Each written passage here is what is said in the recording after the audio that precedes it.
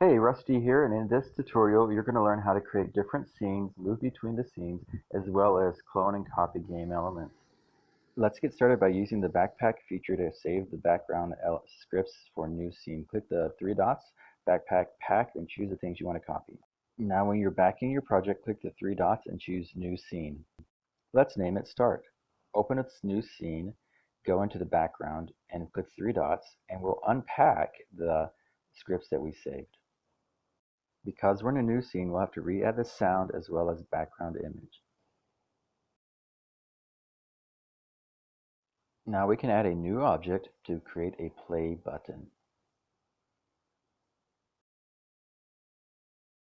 When the play button is tapped, we want it to start the game. So go into the play button, let's add an event. When tapped, then add a control, and in here select scene or start scene, and we'll change this to scene 1.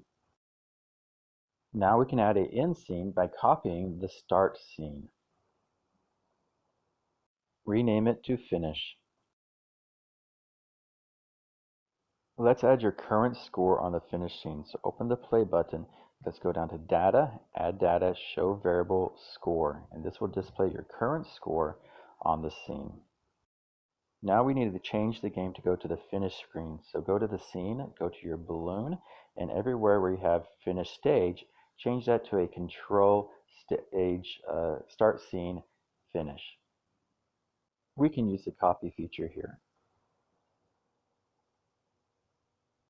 All right, there we go.